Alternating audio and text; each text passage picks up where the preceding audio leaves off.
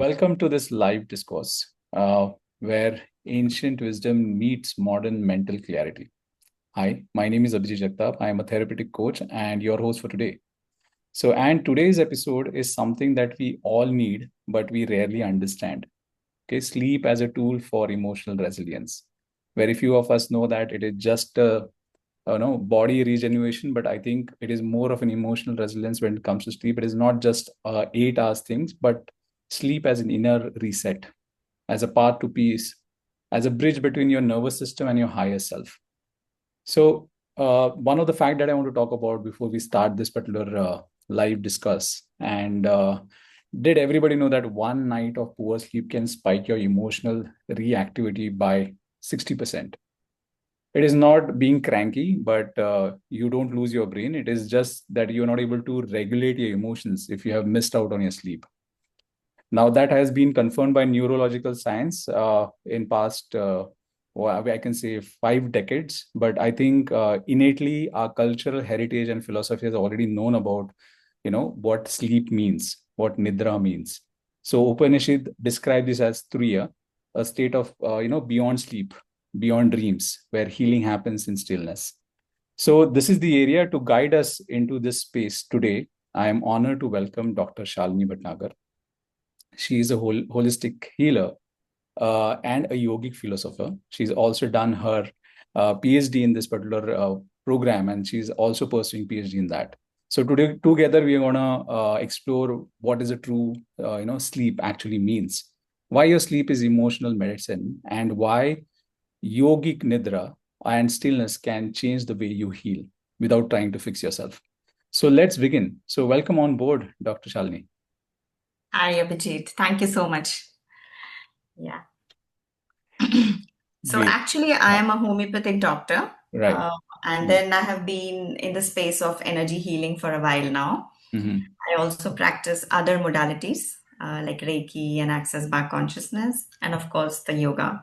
Mm-hmm. So today we will be talking about sleep mostly, right? Right, right. Today we want to talk about the sleep, the one of the most important part that is there. So, Yes. what is the deeper meaning of sleep? That is the first question, and beyond just physical rest. Yeah, so it is primarily the physical rest as we all Mm-hmm. know it. So it is a Mm-hmm. neurological state in which our mind and body is meant to rest. So typically we lie down for about say 7 to 8 hours. Our eyes are closed. Most of the postures are, minimal. Mm-hmm. Our breathing is smoother, regular. Our heartbeat goes slower. The brain activities go slower, and this is the time when most of the repair and the rejuvenation of the body happens. Right. So that is primarily what sleep is. But at the same time, what we need to understand is that because we are trying to give it the best, we are trying to attain the best out of a regular sleep, it is Mm-hmm. important to regulate our other functions around sleep, as we will discuss gradually. So the Right. first being food, Hmm. right? That is why we say please eat as early as you can, say 3 to 4 hours before you actually get into bed, so that the digestion happens while you're still awake and Right. the body can kind of concentrate on repairing your other systems Hmm. rather than just um, taking up the whole energy in digestion. Right. So that is like, yeah, definitely we know that's how sleep works. It is more about repairing that is going on. Mhm. But is sleep just a passive state, or is it something that actively happen without us during it? Like, is there any kind of a conscious way of getting into that state? Yes, there is. So when we talk scientifically about sleep, Mm-hmm. I think most of us are aware that there are two main cycles in the sleep, right? One is the Mm-hmm. non-REM and the other is the REM, which is the rapid eye movement, Right. and the non-rapid eye movement. And these cycles typically one after the other they happen. First the non-REM and then the REM. Say about 90 to 120 minutes is the single cycle, and we have a repetition of about 4 to 5 cycles in a one night sleep. Mm-hmm. Now, in the non-REM sleep, we have three stages of sleep: first, second, and third. In the first Right. part, we are just getting into sleep. In the second part, we are deeper into sleep. And in the third part, we are the deepest in the sleep. And Right. that deepest part of sleep is where the growth hormone is released, and the actual repair or the actual rejuvenation happens only in the deepest part of the sleep. Mm-hmm. And when they study sleep, in the sense of when we study the brain activity we have realized that certain parts of the brain light up during the deepest part of sleep. Okay, Mm-hmm. and that is happening only for about 2 to 3 hours. If we Right. calculate in the whole 7 to 8 hours of sleep, Mm-hmm. only 2 to 3 hours of the deepest part of the sleep is what you are getting. So Mm. the actual repair is happening only for that long. So Right. the number of hours do not define how well we have slept. It is how often we have touched the deepest part of our sleep, which will actually define how good the sleep has been, True. right? So that is what we are all trying to achieve through various, whether it is through the yogic nidras or through the other, sleep special technique which I practice, and then the stillness technique which we will talk about in a while.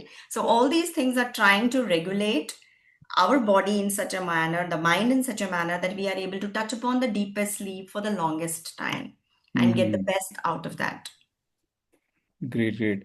Uh, this actually, points out to one of the finding that is there, that if an adult is deprived of sleep, and the struggle to suppress their negative memories, shows Mhm. less, prefrontal cortex activities, Yes. with more intrusive thoughts.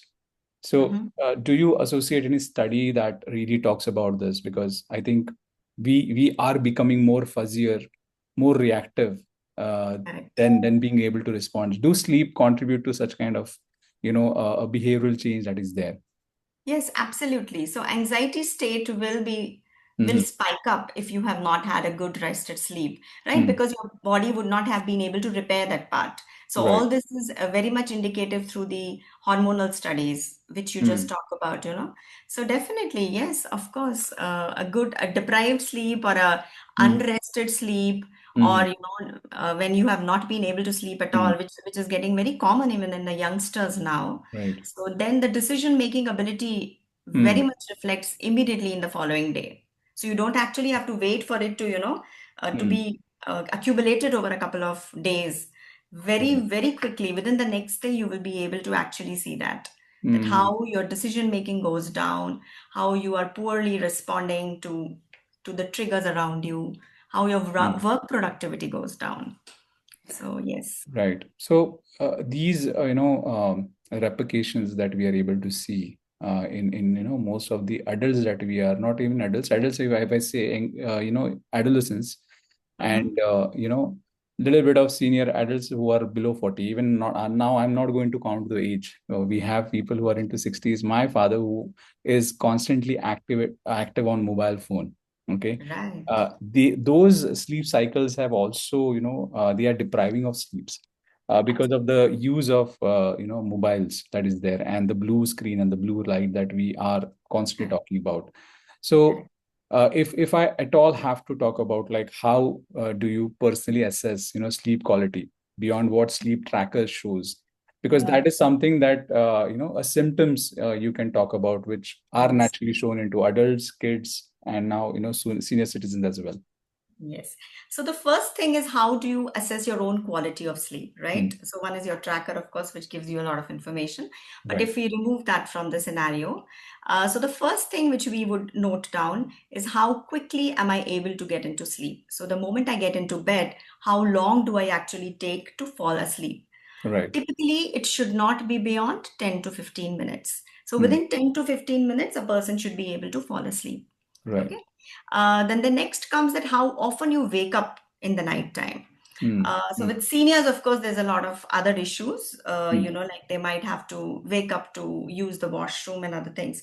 But Right. even with the younger people, we have noticed that they tend to wake up quite a bit in the night. Mm. Mm. So that is one thing. Then the next is, once you wake up, how quickly are you able to get back into sleep? Mm. So that Mm. is one more way of assessing it. Mm. Then, when you wake up in the morning, how quickly are you able to get out of bed? Do you Right. procrastinate? Do you push it? 5 minutes, 10 minutes, do you do that? Mm. So, that Mm. is one thing. And then, Mm. when you wake up, Mm. how fresh you're feeling, how ready you are for the day. And then, of course, your energy should be, you should be energized and able to carry on your activities throughout the day. True. That these are some of the ways you can assess the quality of your own sleep. Mm. You don't need anybody there. True. And this can be done, of course, which you have to observe on your own, right? Mm. And a certain discipline goes around it. True. Because it's so well put, Dr. Shalini, that we are so much addicted to mobile phones that we are not able to monitor ourselves organically. We have to have certain kind of virtual assist, a dependency on other application which tracks our sleep.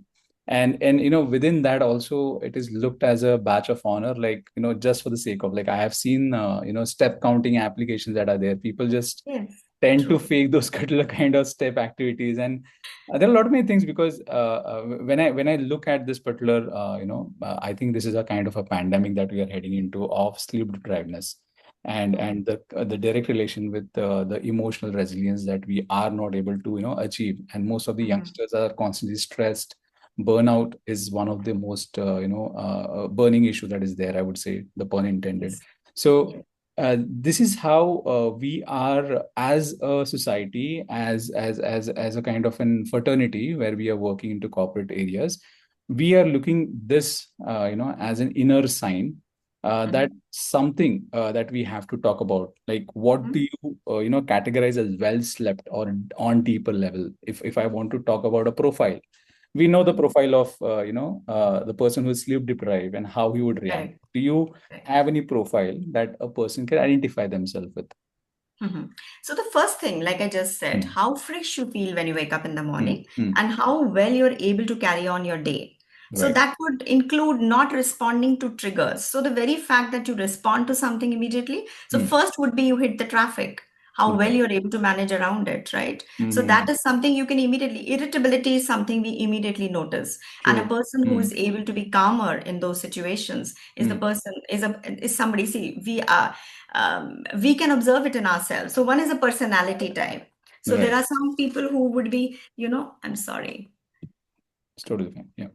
Yeah, I'm sorry. Yeah. So some people who are naturally prone to, easier, who lose it easily. Hmm. But Hmm. there are others who lose it only when they are, they're sleep deprived. Or for that matter, on a one particular day, they realize that today is not one of the best days for them.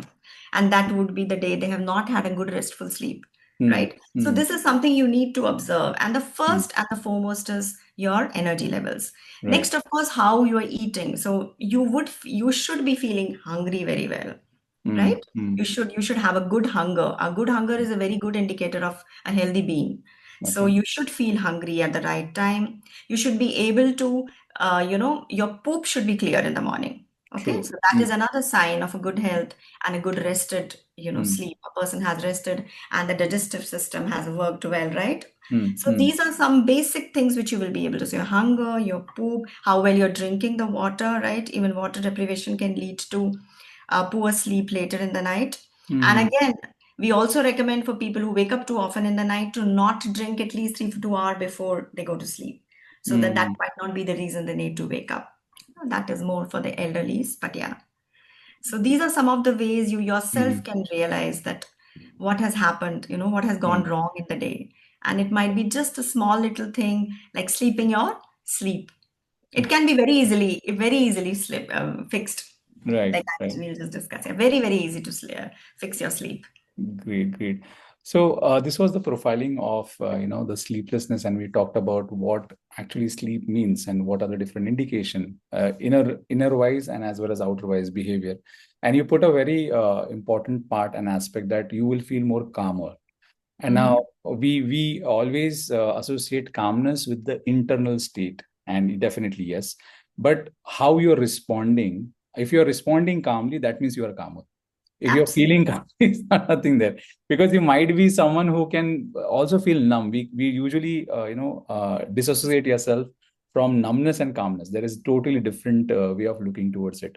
People see that if I emotionless, if I am numb, that means I'm calmer. No, if you are able to respond, if the resilience is there, if you are able Yes. to digest, as you said, when you go on traffic, into traffic, if you are able to handle the situation in a very calmer way, out of your behavior, not getting Mm-hmm. agitated, not throwing fist or at anybody, but yes, that is something would be one of the things that you can look out for. So if you are lately, if you are getting more agitated by anybody cutting you on lanes, and you are getting into fights which are really ridiculous and trivial, that means somewhere the calculation is going wrong with your sleep.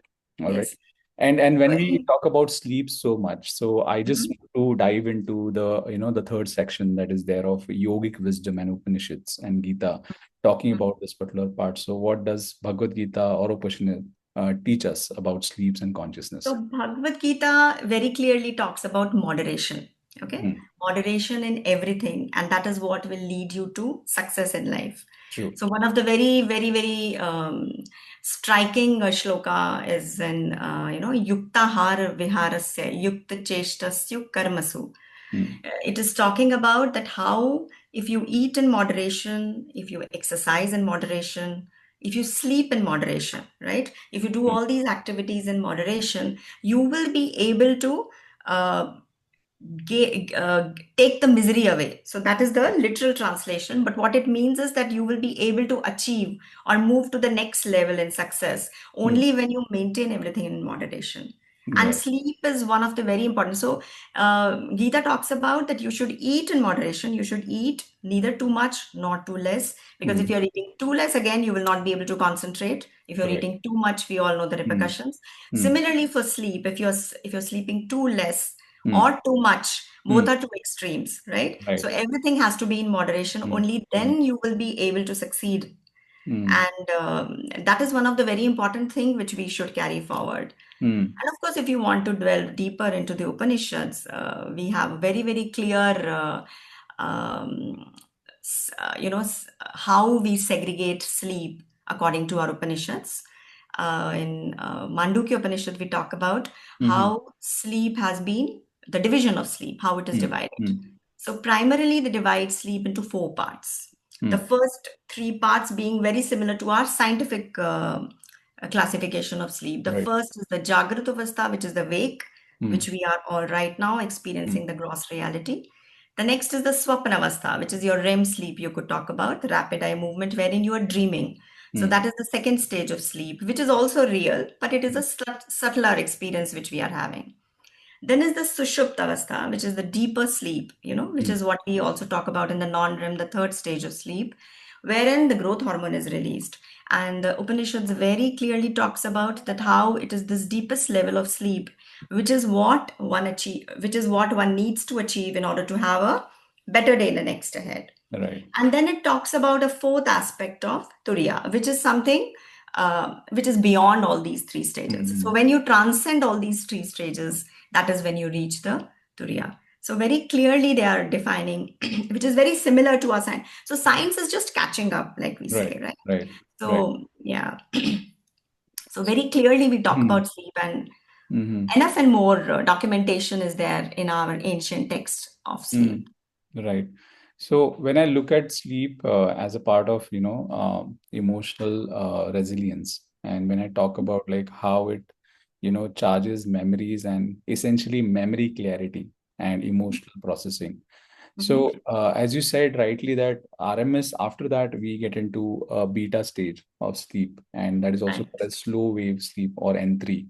So can you just elaborate a bit on that and talk about how a person who is just trying to get into sleep, like a daily ritual that we can do? Mhm. Because I do understand that yes, you can't have a switch off button that you can just off it and then you go to sleep. It is like you are traveling in a car of 100 kilometers per hour, okay, and you can't brake suddenly. It won't bring it to halt. It will skid and it would go off track.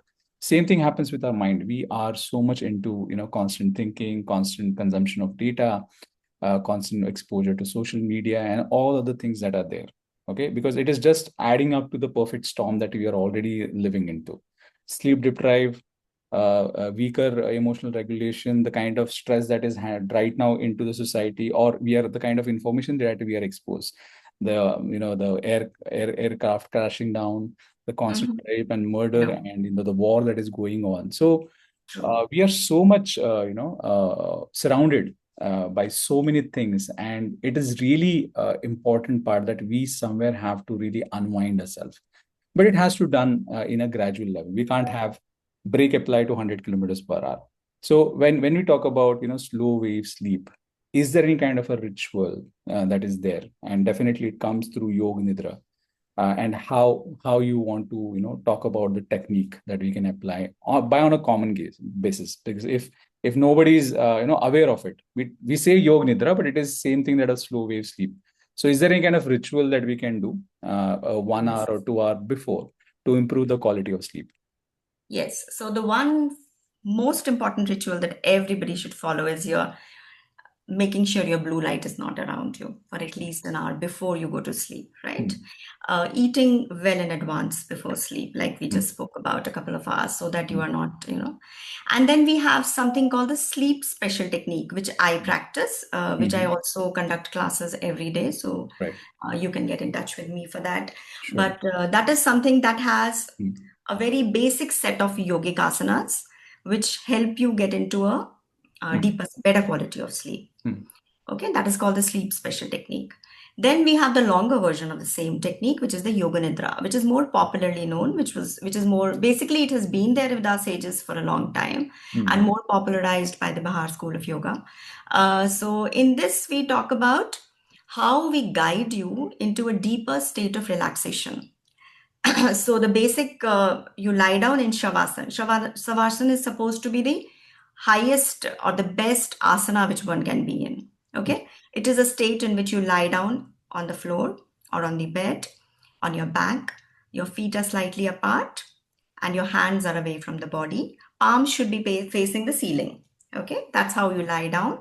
And gradually you start to become aware of your breath. So when you gradually move into awareness of your breath, obviously you start to slow down, right? Your brain activities start to slow down.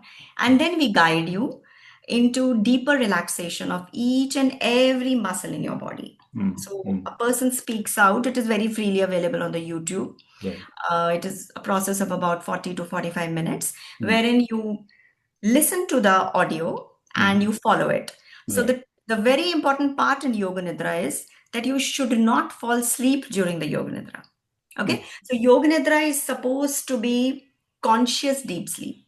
Okay, right. which comes only with practice. Mm, Initially, because it is so deeply relaxing and we are not used to that deeper relaxation, right? So when we are guided into a deeper relaxation, we tend to immediately switch off to sleep. And mm, somewhere when you are still maybe into 10, 5, 15 minutes of Yoga Nidra, you would be zoned out, which is great. Initially, it's all right. But right. gradually, you should try to practice and sustain the entire activity or the entire cycle of relaxation. Right. And then you will be able to be Mm, totally conscious of the whole process. mm, And when you do that, and when you wake up after that, you mm. will be you will be super relaxed, True. super attentive. There have been research papers published of Yoga Nidra, innumerable. If you go and check online, there'll be Mm, innumerable papers which talk about mm, how effectively Yoga Nidra has actually helped people in, cognitive abilities, your memory restorations. I mean, there is a whole set of them mm. available for anybody to read.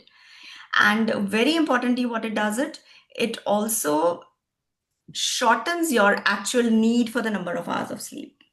Right. So, all the people, the super active people, I don't want to name anybody, all these people who sleep for about 4 to 5 hours are Mm, regularly practicing something similar to Yoga Nidra. Maybe they don't name it that, maybe they have mm, another name for the same mm, relaxation. But essentially, that is what they're practicing. And that is how they're able to be mm, more productive and have longer hours of productivity, you know, mm, against just sleeping for lesser number of hours. But it has to be done mm. consistently over days. And you have really pointed out one technique that is there, and I have also been following Yoga Nidra, and it is like an active muscle relaxation technique that we call usually in psychological or hypnotic state that is there. Correct, And correct. it has proven that the N3 or deep sleep that we're talking about, the slow wave simulator, or something like Yoga Nidra is something that stimulates that. And it starts with your body, definitely. How you go ahead and you, first of all, whenever you have to work on your mind problem, you don't have to work with your mind. You have to work with your body. Usually, what we do, we tackle our overthinking with our mind only. That is the problematic thing. The Absolutely. way to handle your mind is to handle your body with that. So if you, it is because it has a psychosomatic kind of an experience that you are going through. So I usually do that. If I'm very agitated, I take a quick walk. If I'm really agitated, I make sure that I'm doing a stretch. I do a kind of an a Superman position that is there, or you can call it as an SRK position that is there. Because I think when you have a psychosomatic or somatic exercise that you do with yourself, or tapping on your thorax area, Key your points, upper yes. abdomen. So now these are the techniques which actually gradually applies the breaks, and Yoga Nidra is the final antidote that you can do it for people who are suffering from chronic insomnia. And it has Yes. also been proven in a lot many studies that chronic insomnia patient can also be And very also, beneficial through Yoga yes, Nidra. So there was true. another study which also talked about, for especially for student and for high performing individuals Hmm. who are working into, let's say, a high performing or a high stressful jobs and organizations. If Right. they are in that kind of a position, Yoga Nidra can work wonders. Because what we are doing right now, we are actually passing out into sleep. Because Absolutely. what happened? Because we are overloading our cognitive ability, we are overloading our eyes, we are overloading our body, we are having the tension, and body is not able to handle and goes into sleep. That is a very what I can say, destructive way of getting to sleep, because it Very is, destructive, yeah, very negative way. All negative the way. negative energy which you have carried out through the day, you Mm, dump it into your bed, right? right. You go to True. when you just kind of crash into a sleep. Right. But when you practice some kind of a yoga Mm, nidra or mm, sleep special technique or stillness technique, which we'll talk about, you are actually releasing all the negativity out of your body mm, and ensuring that when you go into bed, you're totally and completely relaxed. So every cell in your body has already been oxygenated when you get mm, into sleep. And then obviously it is like obviously the quality of sleep will be much superior then, mm. right? True. So True. that is the main difference between Mm, when you do a yogic practice before you go into bed, that the quality of your sleep improves. It's only the mind and body which is getting at rest when you are, sleeping, when you're crashing into bed. But when you're doing it after the relaxation part, um, the third aspect or the fourth aspect, the turiya, which we talk about. mm, So that is evoked in some manner because mm, although that is always present within us, right? We are mm, all mm. part of the superconsciousness, so to say. True. True. But the awareness, that Mm, awareness is mm, missing, right? So mm, that split second of an awareness is achieved mm. only True. then. And that is the seat of the most superior intellect, right? So we are not talking about renunciation here. Yeah. We are talking about, so we are talking about, maximum utilization of our own potential Mm, mm. through rest, which is the most, I mean, one third of a life we sleep, Right. right? So why not make the best of it? You would sleep every day. There is no Right. other way to make. True. So Right. why not make the best of it, and why not Mm, use it to your, to mm, enhance your potential to the best? That is what we are trying to, uh, mm. that light we are trying to just Right. ignite in people around. It's so beautifully put. I think one of the study that has also been released, that if anybody who is taking anti-depression Present. medicines, Yes. and if he or she want to reduce it, or at least have a certain kind of what I can say, there is always a dangerous amount of whatever you take, but reduce the quantity of it. Yoga Nidra, or slow wave sleep simulation, can be one of the most effective way of reducing those drug, if you're if at all Yes. on that drugs. Yes. So, somebody who is on antidepressants already, we do not recommend Yoga Nidra immediately. Mm-hmm. They need, because then they can, because it is something very, very relaxing. And if somebody is already into a negative state of mind, it can Mm-hmm. pronounce further. So we Mm-hmm. first, give them the other stimulating asanas, which are more Mm-hmm. physically active asanas, Right. so that they can dissipate more of that energy. And Mm-hmm. then we take them into relaxation. Mm-hmm. So they will not be advised or asked to Mm-hmm. practice Yoga Nidra immediately. So that is, in fact, one of the contraindications of Yoga Nidra. We do not immediately advise them to go on that. Mm-hmm. But yes, once they have, so they need to be under the supervision of somebody, Right. and then they can practice Right. gradually. You have actually pulled out a very important point, and actually, if most of our listener might have missed out that sleeping is not getting lost into dreamland, but actually feeling that particular lightness, that awareness of that particular state of what I can say, not in void or limbo, but where you feel conscious, what I feel like what you have rightly said. And I want you to elaborate more on that, because we have this particular kind of a journey from means when I started my journey of meditation. Usually meditation used to follow by a great quality of sleep. But I think most time when you get into meditation, and Yoga Nidra would be totally different when we talk about that. So when I want to practice, if I'm practicing meditation, and after that I am feeling hyper, stimulated or something like that, am I doing meditation wrong, or is there any kind of way that I can marry both of the technique together so that the quality of sleep can be there? Because meditation can bring up a lot of overthinking into the realm, because I think a lot of meditators have left, out of 10 at least 7 or 8 might have left meditating because it's totally haunting, to stay with yourself, because it brings off a lot of shadow self things that are reflections that comes in. Because I do some shadow work as well, and they said, sir, we won't do any kind of hypnotherapy. We don't do any kind of yoga nidra. You tell me, you take me a piece of paper, you ask me questions, I will, write that, but I won't go into that particular state. So when I look at this particular, when I look at yoga nidra as a very effective antidepressant and a very enriched, naturally, what I can say, tap in resource of Mm-hmm. antidepressant or healing energies, and a lot of many people Mm-hmm. have done that research.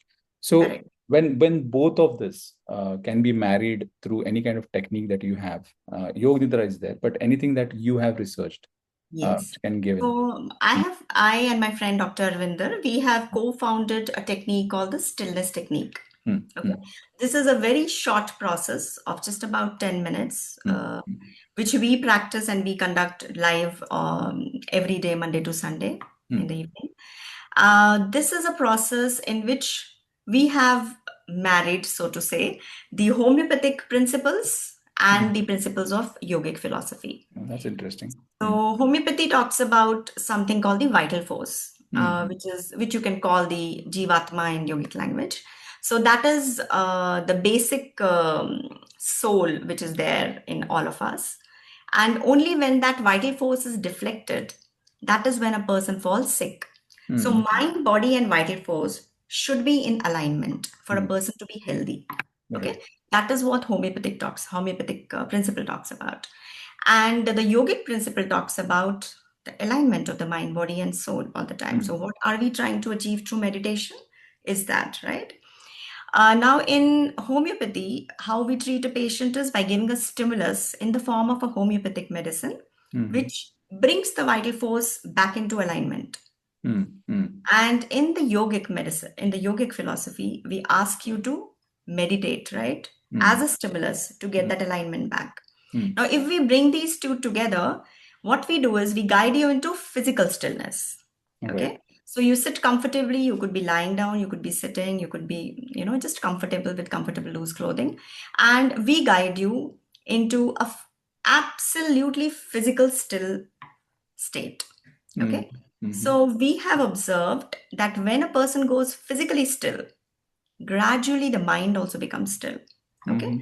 And this is a very, very short process. The actual stillness happens only for 4 minutes. Okay. So this is a number which we have achieved after a lot of research. Okay. So Right. just 4 minutes of still body Hmm, hmm, can take you very deep into your still mind. Initially, you will have the waves of thoughts and all that will come, just keeping like we do in meditation, right? So true, we true. just keep letting the thought come and go, come and not engage with it. Hmm, Just in 4 minutes, we ease you out, hmm, right? hmm, And then we have a second part of it wherein we do some thymus activation, which I think most of us are aware. Like it is a gland which is there behind our clavicular region, which is known to be the seat of immunity in a human body. But hmm, that goes vestigial after our puberty. So the moment we hit puberty, that doesn't function. But through hmm, these kind of activations, which we do after the stillness process, it hmm, can be kept active. So hmm. this entire process which I'm talking about, which we call the stillness technique, takes only about 14 to 15 minutes. Right. And post that, your health, of course, we initially started it for the immunity. We started, practicing it in the COVID times where it was extremely challenging, a lot of anxiety and things. And that is how we realized we were trying to only attain the physical immunity.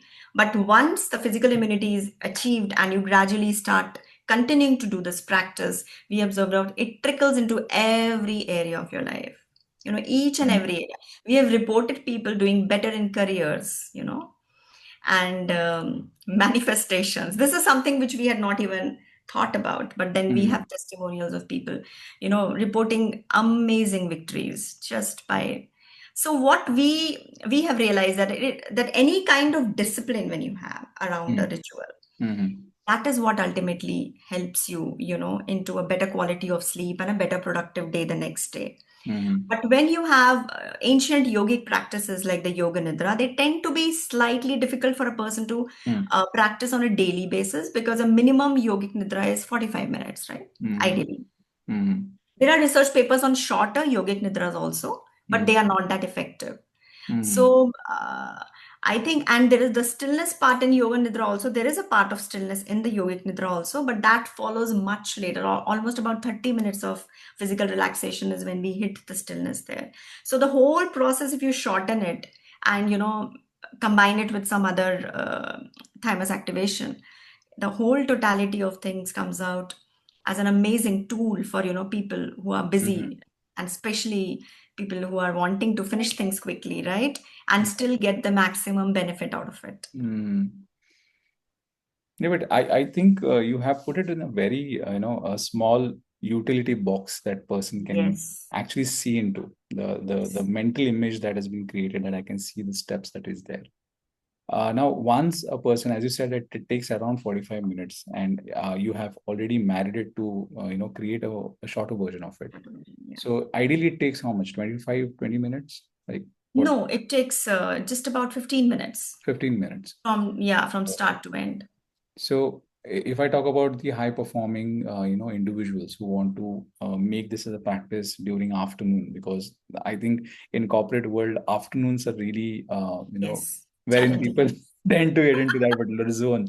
So Yes. if we can have a kind of a legit way of doing it, like let's say in Japan, there is a kind of a practice where you can actually, doze off for like 30 minutes or an hour or so. And I think that kind of practice has to bring into India, because I think most of us are like, have become expert in, sleeping with their eyes open.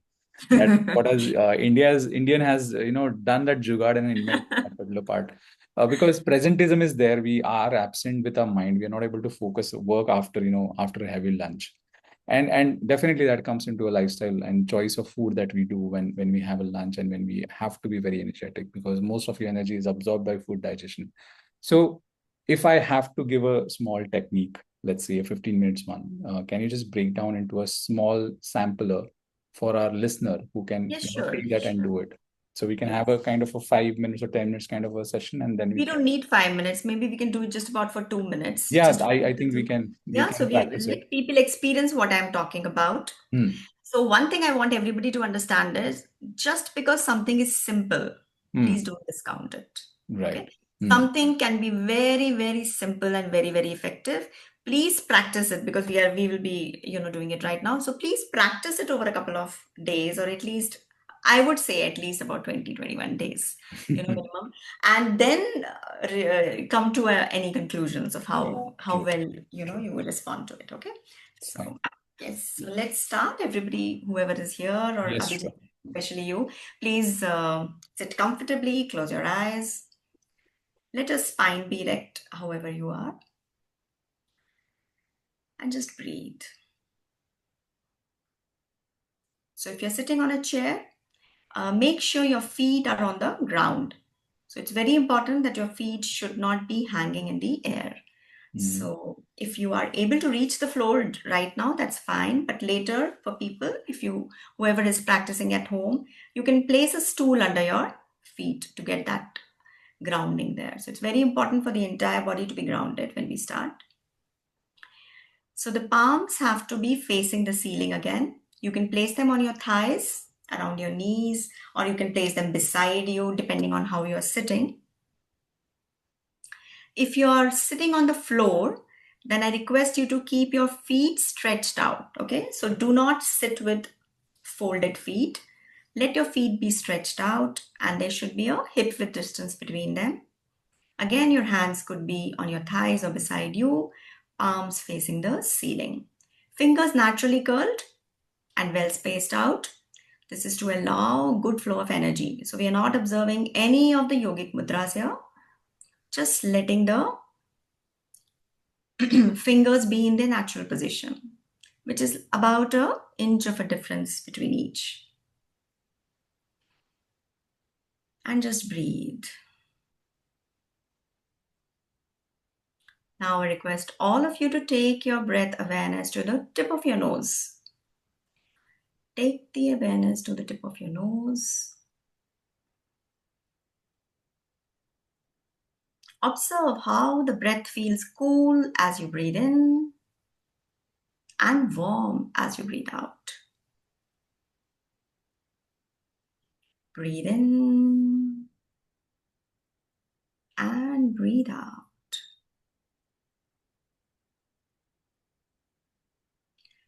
Now shift your awareness to your chest region and breathe into your chest.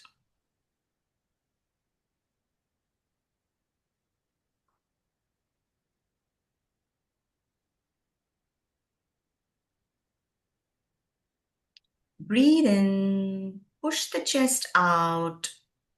Breathe out, pull it in.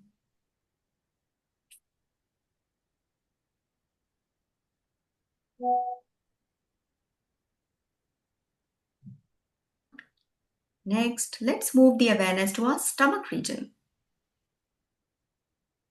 Breathe into your stomach.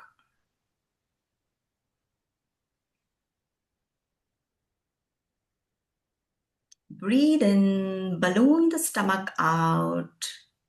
Breathe out, pull it in.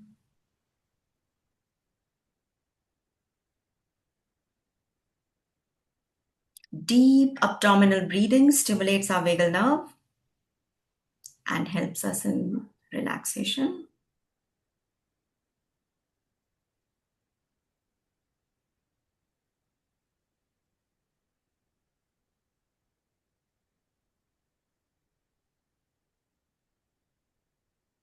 Now that we are comfortably into our breath, let us move the awareness to the feet. Relax your feet and still your toes and feet.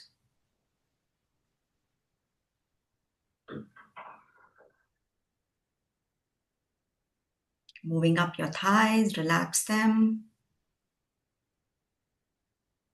Take the awareness to your spine, to your shoulders, relax your shoulders. Now take the awareness to your hands. Breathe into your arms and still your palms and fingers. Anybody who is doing it for the first time, it is quite natural for you to move these parts a little bit, which is all right. We'll get there with practice.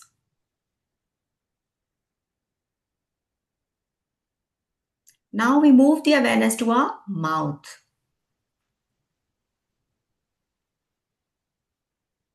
Now gulp in the saliva in the mouth and try not to gulp in the saliva for the next 1 minute when we'll be in total stillness. Move the awareness to your nose, relax your nostrils and keep breathing normally. Move the awareness to your eyes, relax them. Shift your awareness to the middle of the eyebrows. With your eyes closed. And now still your eyeballs and eyelids. It's all right if you're twitching them right now. Like I said, we'll get there with practice. Take the awareness to your forehead. Relax your forehead. Right now, your entire body, your feet, your hands, everything is in absolute still condition. The only movement allowed is the movement of the natural breath.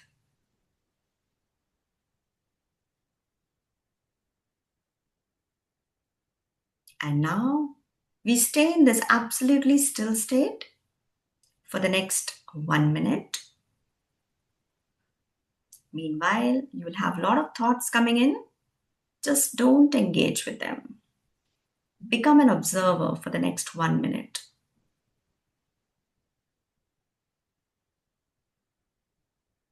I'll keep the time. The time starts now.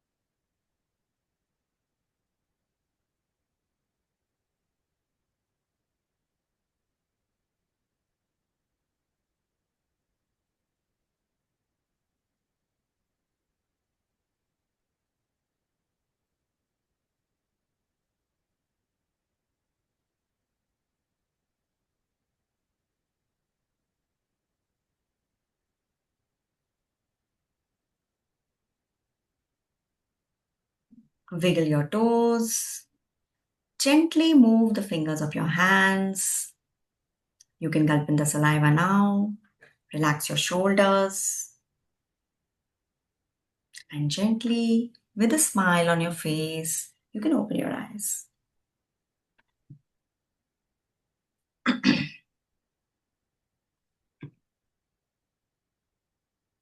Wow. How do you feel, Abhijit? I am feeling relaxed. I'm not into a interview right now. There wasn't the topic. I wanted this particular thing to be continued, but very Yes. relaxing. I think the kind of session that I have done for myself, I usually start with bottom to up, and I think it was a very different experience to start from top to bottom and coming back to.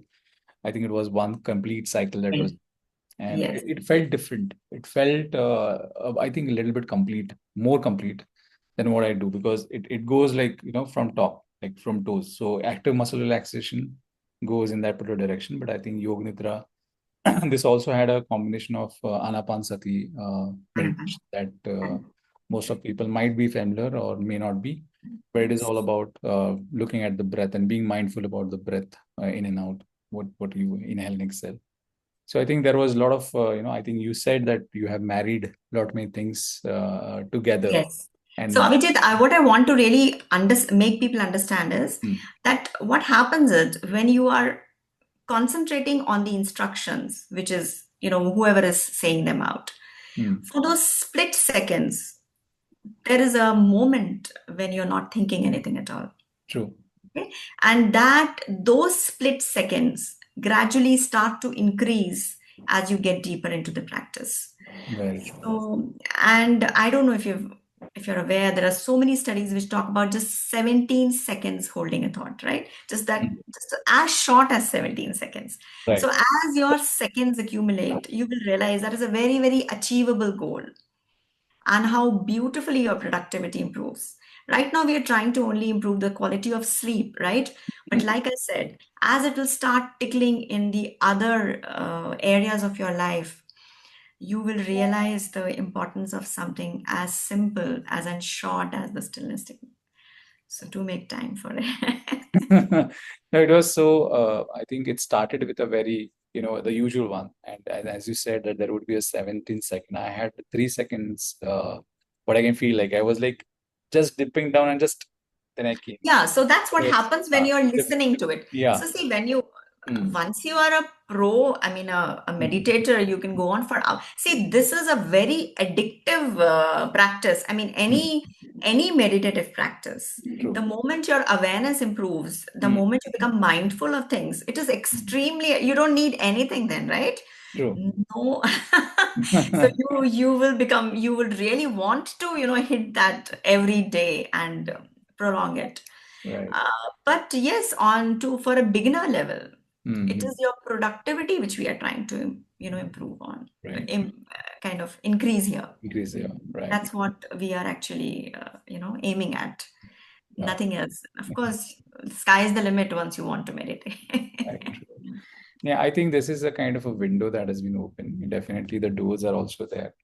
And once you get a glimpse of it, and as you said rightly, it is very addictive. When you start seeing the change that this particular small technique, as you said, it is looks simple. It looks trivial at a point of time, but you don't have to discount it as soon as possible. Make sure No. that you're practicing it for 21 days, even for the listeners or whoever is listening right now. And in future, people will be referring to this particular interview in the podcast. Whatever technique that Dr. Shalini has talked about, whatever glimpse that she is able to pull into this particular 45 minutes of our chat, I think it was so much of golden nuggets that she has dropped out into our conscious understanding of it. If we are able to pull in those particular practices, and I would encourage all the listeners and future listeners that you can refer back to the technique, you can refer back to what we are trying to achieve through this. That would make it more relevant and more I think acceptable, because I don't want to challenge anybody's mind frame or any kind of belief or set of things. You just take it as a technique, don't take it as one of the frame that has been given to propagate any kind of a thing that we want to.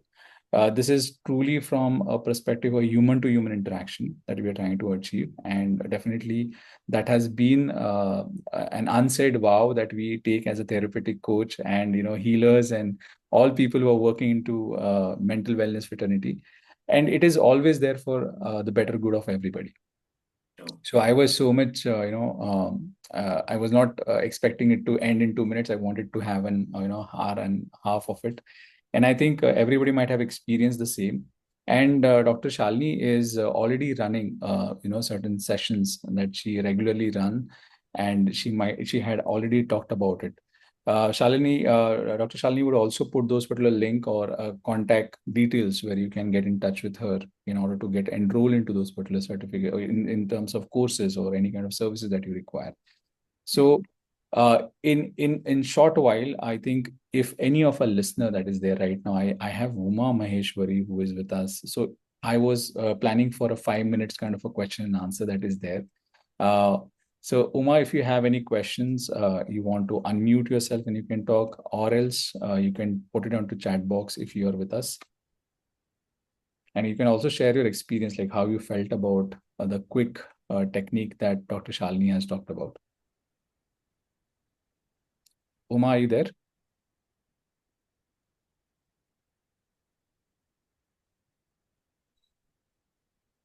Hi. Good evening, sir. Good evening. Hi, good evening. I feel in my personal experience, it's very effective, sir. Oh, great. Very effective. After activation, nalla calm mardu. But if we go some walking and if we see any TV, then its effect is somewhat less. That's right. Very rightly said. But how you felt about the 2 minutes session, Uma? Class வந்து இன்னும் it will be very detailed இருக்கும். Yeah, right. In this session, it is very short. Yeah, truly. Great. Okay, great. I think if you have any question you want to ask to Dr. Shalini, Uma, or I think we can close it down. Yeah, so if you so once you have practiced this technique, ideally if you're doing it for a better quality of sleep, you should go to sleep immediately. Yes, is what we talk about. So if you get back into a stimulating environment, obviously it would reduce the effect. But yes, if done consistently, I can't sit in Vajrasana.